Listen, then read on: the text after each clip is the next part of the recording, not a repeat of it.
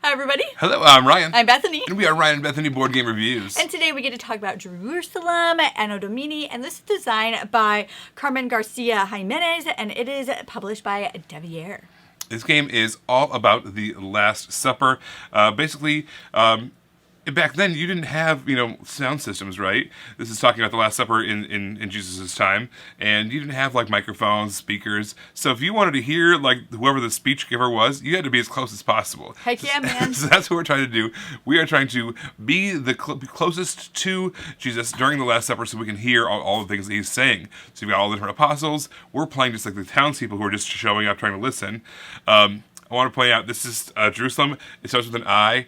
I don't know if you guys remember that scene in Indiana Jones and The Last Crusade. But yeah, there was I think it's Jehovah, and he's trying to spell out Jehovah without falling into this hole. But he's like, oh, wait, I forgot. It starts with an I in that language, or whatever it was. That's what I always think about whenever I see the title of Jerusalem with an I. Yeah. All right, there's a lot going on in this game. You've got these different parables. You've got kind of an area control thing going on in the middle. You've got resource gathering and kind of this tight resource storage. There's a lot going on, so I probably can't give you a full teach of the game, but let me at least give you an overview of the board, show you kind of some of your options are. All right, here is the main board for Jerusalem. Basically, we've got a lot of different things going on here. Let me kind of break down a couple of the locations. Basically, we have 3 different locations that you can go over here, and those are going to be where you're going to get your different resources. We've got different spots over here. When you take that action that gets you the resources, you're going to get resources based off of how many different people you have in those various places. Over here, we also have this area over here where you can actually kind of basically send more people to those locations. The better the location, the more it's going to cost. So for instance, to go to the mountains, it's going to cost 1, or to the pyramids, I guess. To go here, it's going to cost 2, and to send someone over here, it's going to cost 3 coins. All the coins over here we have as well. The last place I want to talk about is the market over here. So the market is where you can kind of exchange your goods. So if you wanted to trade in some of those resources, buy new ones, all that stuff can happen in the market. It's a good way to get some money. It's probably one of the main ways to get money, in fact. Also over there, we have what's called the Mahane cards. This is kind of a deck building game. Everyone's going to start with a small hand of cards, a small deck of 10 cards, basically. And they all give you basically one action, maybe a little bit of resources, things like that. These cards are basically going to be upgraded version of what's inside of your deck. So if you go to the market, you're going to get a chance to buy those cheaply. However, at the end of every turn, everyone's going to get a chance to buy those cards for basically 2 coins. If you go to the market, you can buy them for 1 coin. And it doesn't seem like a big discount. However, money is a big deal in this game. It's very, very tight. So that even that 1 coin discount might make or break you. Another action we have over here are all these different parables that you can listen to. So you have to listen to the parables from left to right, but what's going to happen is the first person to go to an individual parable is going to get the most amount of points, and then whoever comes there later and later and later, they're going to be worth fewer and fewer points. But as you keep on going, the more you collect at the end of the game, it's going to be worth points as well. So for instance, if you collect 3 of those parables, it's going to be worth 6 points. If you can get all the way to all 7 parables, it's worth 18 points at the end of the game, in addition to the points on the parables themselves. Now, there is a big difference between the 3 and 4 player game versus the 2-player or solo game. One of the biggest differences is this track right here. This is the favor track. Basically, you're going to have an opportunity to do favors for your opponents. And when you do favors for your opponents, you're going to be able to move up on this track. It's going to give you a lot of victory points, for one thing. It's also going to give you various rewards along the way. There's kind of a storage upgrade, some money. But also, you're also going to get one of these 33 AD cards right there. And again, those are basically even better versions of these Mahane cards. So this is kind of the best cards in the game come from that particular deck. So as you're kind of slowly building your deck up, those are the best ones to get to. Over here we have the Sanhedrin track. Basically, every so often the cards are going to tell you to move up the Sanhedrin track. You're going to keep on moving this up and up and up. Once you get to one of these tiles, you're going to flip it over. And every player, including whose turn it is going to score whatever that parameter is. This particular one says for every basically resource that's in your storage area, you're going to get 1 point per resource that you have.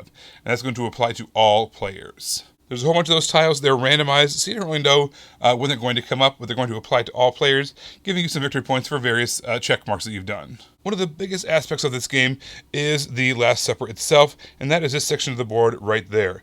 Alright, so over here we have Jesus in the middle, and we have 12 spots set aside for the various apostles. They're going to be kind of moving into those areas.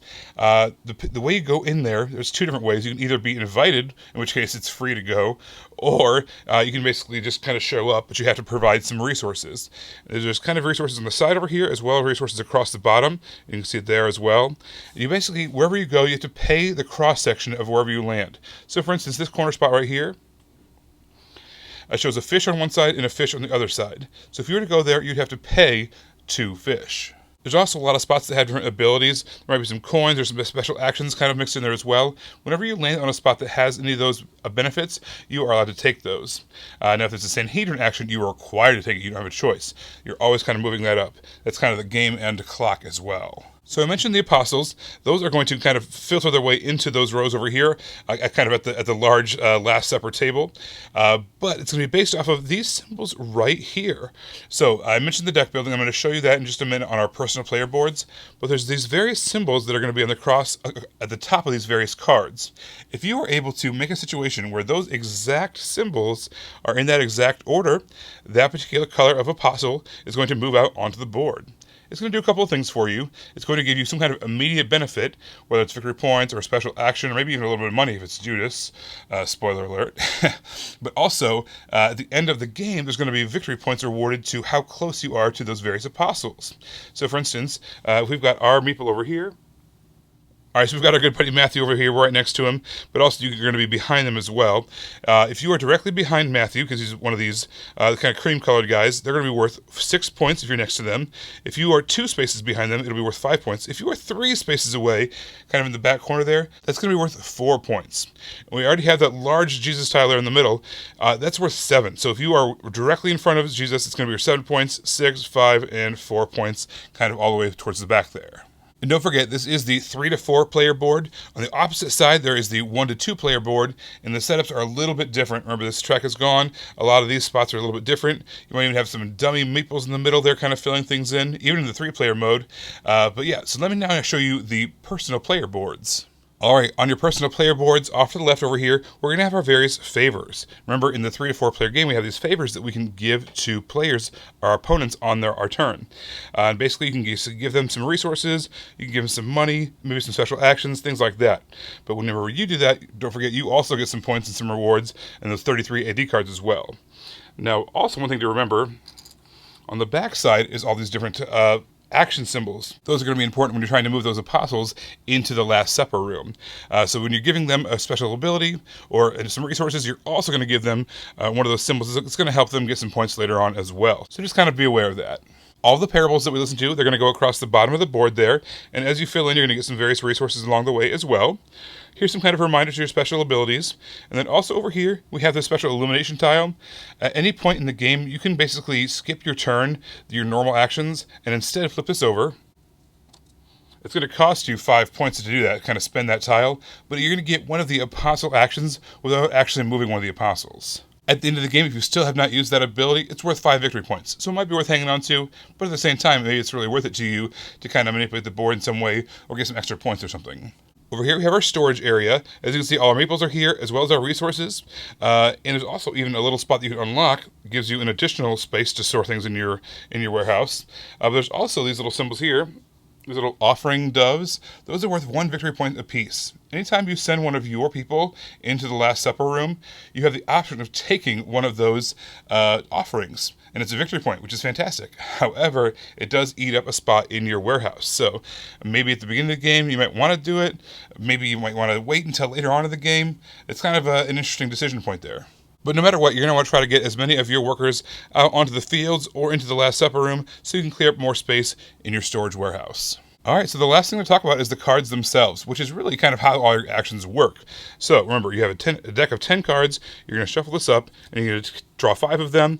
And what you're going to do is you're going to choose one of them, and you're going to place it into any one of these 3 rows of your choice. All right, so when you do that, you're basically going to take the resources based off the location of the top left of that card.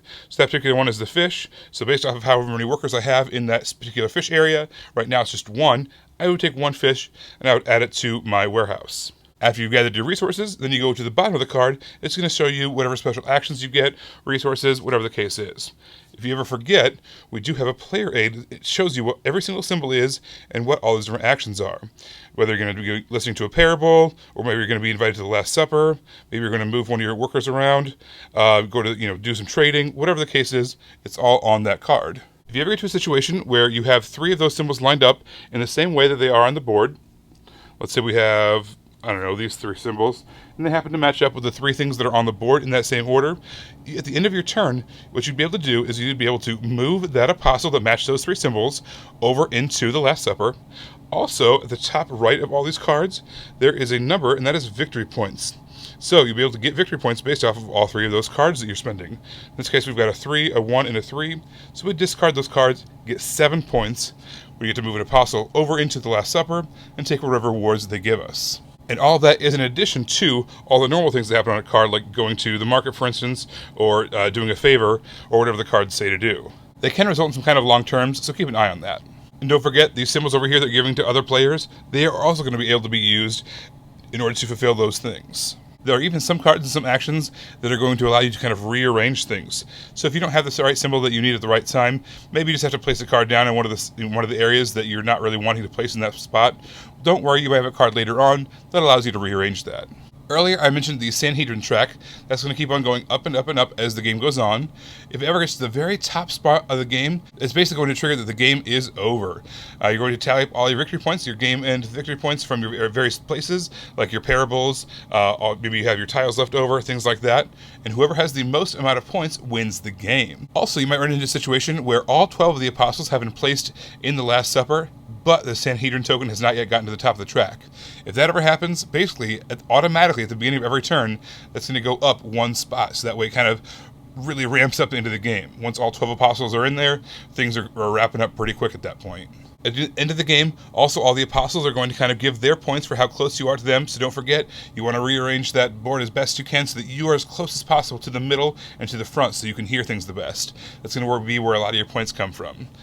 I thought the theme of this game made a lot of sense. So you're trying to get your guys out into the different markets, essentially, so that the disciples can invite you to the Last Supper. It's not like you're going to be in your house and get this invitation. You have to be out of your house to get this invitation. But also, if you're at the Last Supper, that also means you're not selling stuff, so you're not getting stuff. So I really liked how the theme made sense. And one of the nice things about theme making sense is it's easier to teach the gameplay. Like, it's easier to understand why you're doing things and how to do those things. So I thought those blended together very nicely. I like the fact that this theme exists at all. I think as board gamers, we are drawn to new and unique themes, right? Yeah. And I hear so many times people say, oh, I'm sick of zombie themes, oh, I'm sick of pirate themes, oh, I'm sick of dungeon crawls, I'm sick of whatever it is. But I have also heard a little bit of flack about, this particular game as well, because it's a historical Christian game, right? And that might have some connotations with it, right? Yeah. But I will say that, playing this, I did not feel preached at, or I didn't feel... I don't know what word it is I want to use. I don't feel like... Proselytized. Yeah, whatever that word is. I didn't feel like I was being tried to believe anything. It was just it's a historical game, So it drives me a little bit crazy when people are like, I want new and unique themes. And then Not that one. And this one comes out, they're like, well, but not that theme. I don't like that one. No, I think it's a very cool, unique historical theme during that early Christian time period, during Christ's days. It's a pivotal time in history, right? No doubt about it, no matter what you believe. And so I love that this game about that has this really strong mechanical game with just having a cool historical theme on top of it. Yeah. The food and the resources in this game are tight! You have a limited space on your board anyway, but then as soon as you get into the Last Supper... You've used all your resources and you have to go through the whole process again. It's just super tight. Everything is used. You need everything. You really don't want stuff left over, but you're not going to get a ton of stuff left over because you need to use it all. And then you can add these additional offerings as you're going to the Last Supper to make your game board even tighter, but then you get points at the end of the game. So it's just every choice counts in this game. Tons of good decisions in this game. You absolutely no matter everything about this, is all about those good decisions. You know, no matter what you do, you're either going to be moving to get resources, or to spend resources, or to go to the Last Supper. No matter what it is, the timing, everything is very important. You want to make sure that you're not kind of left in the dust in any area. You want to make sure you're getting to the temple early, or not the temple, but the room early, so that way you have the most amount of points and the best seating arrangement. But also, you got to make sure you're timing it right so that you can still get what you need to do.